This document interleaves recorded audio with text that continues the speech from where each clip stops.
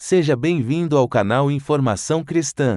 Antes de continuar, deixe um like e inscreva-se no canal para continuar recebendo novos vídeos.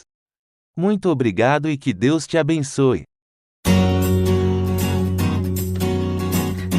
Em poucas palavras, um olhar sobre o mundo, a vida e a sociedade, à luz da Palavra de Deus, com Augustus Nicodemos. Olá, queridos ouvintes, estamos aqui novamente com o nosso programa Em Poucas Palavras, nesta emissora e também através da internet ou por meio dos podcasts. Você que está ouvindo no rádio, na internet ou usando o seu podcast, nós agradecemos a sua audiência. Eu sou o Nadson Matias, apresentador do programa, e junto comigo o pastor Augustus Nicodemos. Olá, é uma satisfação voltar aí ao seu receptor, qualquer que seja ele. Sabe que o nosso desejo é que esse programa seja uma bênção na sua vida. Essa é a nossa oração. Orar é uma prática dos evangélicos. Certamente que você, caro ouvinte, já deve ter ouvido algum crente dizer: "Olha, eu estou orando por você." Bem, o que isso significa? Por que o crente ora e qual é o significado dessa prática? Ela é mágica? É a fé da pessoa que faz a oração funcionar? Enfim, a oração é o tema do programa de hoje. Pastor Augustus, por que devemos orar e por que ela deve ser em nome de Jesus? Muito bem, Nathan, nós devemos orar, primeiro porque há um Deus que nos escuta, porque falar sozinho não valeria a pena. Às vezes esquizofrenia, né, talvez. Nós devemos orar porque tem um Deus que nos escuta, um Deus que criou os céus, a terra, o mar, tudo que neles há, um Deus que é todo-poderoso, por isso ele pode responder qualquer oração que esteja, é claro, dentro da vontade dele, um Deus que é onisciente, por isso ele pode escutar a oração, mesmo do menor de nós, um Deus que é onipresente, ele está em todo lugar para nos assistir, para nos acompanhar, para ouvir, atender e nos dar a resposta que nós precisamos para as nossas orações. Essa é a razão principal, não é, pela qual nós devemos orar, porque há um Deus que nos ouve e que é todo-poderoso.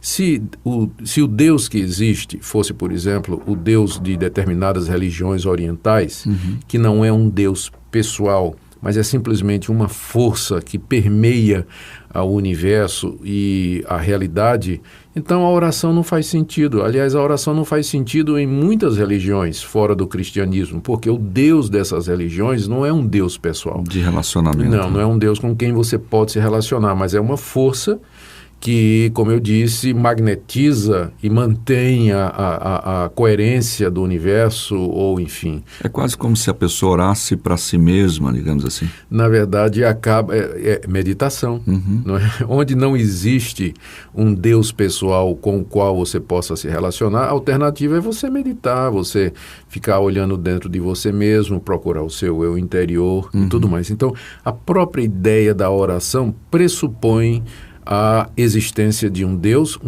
pessoal, um Deus que escuta, um Deus que se interessa, isso aqui é importante, não é? Um Deus que se interessa, um Deus que está disposto a escutar e atender a voz e o clamor daqueles que o procuram. Afinal, ele mesmo incentiva isso, né? Ele que nos incentiva, e você vai encontrar esse incentivo nas Escrituras, na Bíblia, que é a revelação de Deus. Há centenas de versículos na Bíblia onde buscar a Deus e invocar o nome de Deus e trazer diante dele os nossos pedidos é encorajado. O próprio Jesus Cristo contou várias histórias aos seus discípulos com o objetivo de incentivá-los a orar. Por exemplo, aquela história da viúva, que tinha uma causa que precisava ser julgada, mas o juiz se demorava. E a viúva ficava batendo na porta do juiz, até que o juiz finalmente disse: olha, eu vou atender essa viúva porque não aguento mais a importunação dela. Não é que Deus se sente importunado com as nossas petições, mas a figura, a ideia que Jesus quis passar é de Deus que atende o clamor do aflito, a angústia do necessitado. Essa é uma das várias histórias que Jesus contou, que tinham como objetivo fazer isso. E o próprio Jesus fez promessas do tipo assim, ele disse assim, vocês que são maus, vocês sabem dar coisas boas aos seus filhos, quanto mais o Pai Celestial não dará coisas boas àqueles que o pedirem. Promessas do tipo assim, peçam e vocês receberão, busquem e vocês acharão, batam que a porta vai se abrir. Então, a Bíblia encoraja, estimula, convida a que nós, de fato, levemos diante de Deus todas as nossas necessidades e todos os nossos pedidos. É por isso que a gente tem que orar. E a oração, Natsan, ela revela a nossa profunda fragilidade. Sim. Porque se eu tivesse controle da situação, se eu pudesse resolver todos os problemas que me aparecem, se eu pudesse suprir todas as minhas necessidades, por que eu ia orar? Por que eu ia pedir a um ser outro para cuidar de mim se eu mesmo posso fazer disso? Então, a oração, ao mesmo tempo em que ela pressupõe a existência de Deus, pressupõe a minha fragilidade. É uma admissão da nossa limitação, é uma admissão de que nós não somos senhores do universo, de que nós somos vulneráveis, fracos e que nós precisamos de ajuda. Para muita gente é difícil orar, porque é difícil pedir ajuda. O orgulho do coração evita com que a pessoa se dirija a Deus sinceramente, quebrantado, reconhecido, esvaziado. O orgulho talvez seja o maior empecilho que a gente tem, a oração. Nesse caso aí, talvez, então, se responda essa questão de que alguns dizem, olha, Deus é soberano, Ele conhece todas as coisas, como de fato é, e conhece, sim. Então, sendo assim, por que é que eu devo orar? Considerando que Deus sabe de todas as nossas necessidades, antes que a gente sequer diga, então para que eu preciso orar? Isso. A resposta, ela não é tão simples, embora ela nos seja dada na Bíblia. Deus sabe todas as coisas, Ele não é apanhado de surpresa com nenhuma das nossas necessidades, e as nossas orações, em última análise, elas não vão alterar o plano de Deus e o propósito de Deus, porque eles foram traçados desde a eternidade. A Bíblia é muito clara quando diz, né, que nenhum dos planos de Deus, nenhum dos seus propósitos podem ser anulados ou impedidos pela ação humana. É claro, Deus é o criador do universo, Ele é soberano. Eu sou uma criatura limitada, então nada do que eu faça ou diga, ou peça, vai, no final das contas, mudar o querer de Deus e o plano que Ele tem para nós. Agora, de uma maneira misteriosa, Natsan, que nós não sabemos, esse Deus condescendeu. Eu vou usar um termo assim, espero não ser mal entendido. Deus se humilhou a ponto de deixar que as nossas orações façam parte ativa do seu plano.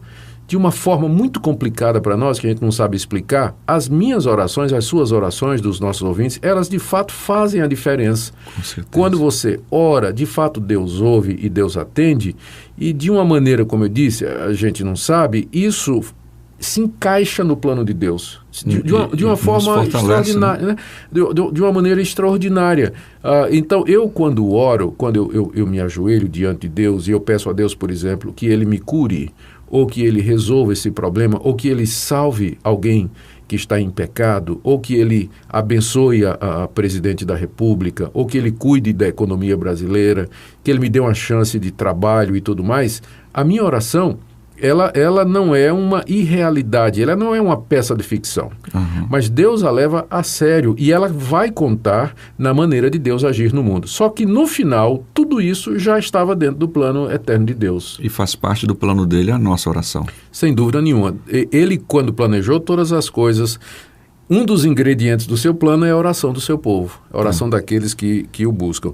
Agora, Natsan, a gente está falando em oração aqui, mas eu quero voltar àquela pergunta que você fez no início, que é muito importante, né? Por que ela tem que ser em nome de Jesus? Sim.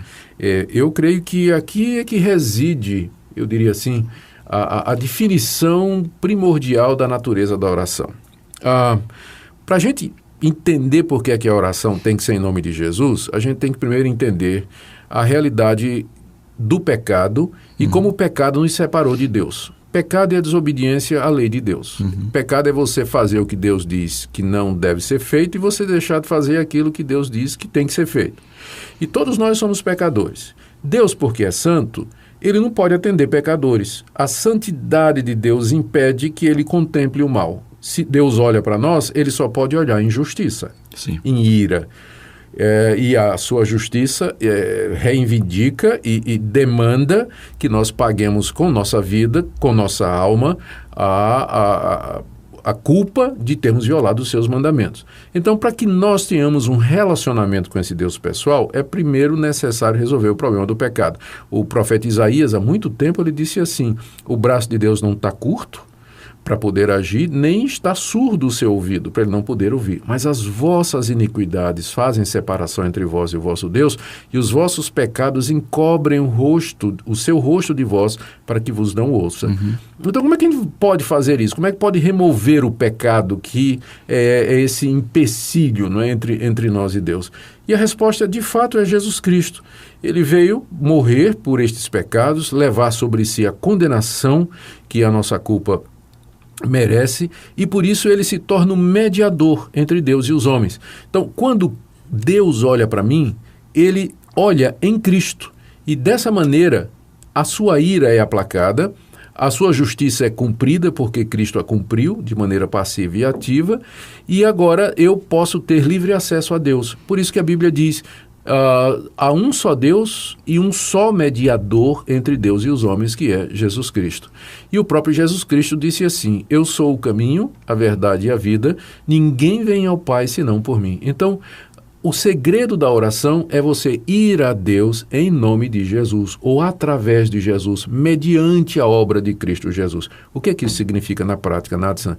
Que eu, quando vou orar, eu não vou argumentar com Deus coisas do tipo assim: Deus, eu mereço, Deus, eu tenho direito, Deus, eu demando, Deus, eu reivindico, Deus, eu declaro. A pessoa é boa, precisa do Senhor. Esses argumentos não funcionam com Deus. Mérito não vai funcionar com Deus, porque Deus sabe que nós não temos mérito nenhum. Nós somos todos pecadores. Mas tem um argumento que funciona com Deus. Em nome de Jesus. Sim. Por causa de Jesus, por causa daquilo que ele fez. E agora, é claro, né, a gente é tão complicado, porque até isso a gente complica também. Aí vai ter pessoas que vão pegar o nome de Jesus como se fosse um talismã. Um amuleto. Um amuleto, uma coisa mística, né? Só o nome de Jesus, como se aquilo abrisse portas de maneira mágica. A oração em nome de Jesus não é mágica. O nome de Jesus não é um amuleto.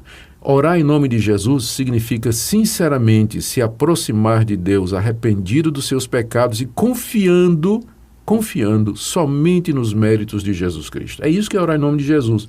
E você pode usar o nome de Jesus, mas se não houver arrependimento e não houver confiança no nome de Jesus, isso de fato não vai valer absolutamente nada diante de Deus. Não vai trazer resposta de oração, absolutamente coisa nenhuma. É isso que significa orar em nome de Jesus. Em poucas palavras, um olhar sobre o mundo, a vida e a sociedade, à luz da Palavra de Deus. Apresentação: Nathan Matias. Comentário: Augustus Nicodemos. Um programa da Primeira Igreja Presbiteriana de Goiânia, Rua 68, esquina com 71 Centro. Visite o nosso site www.pipg.org. Apoio: Seminário Presbiteriano Brasil Central, Goiânia.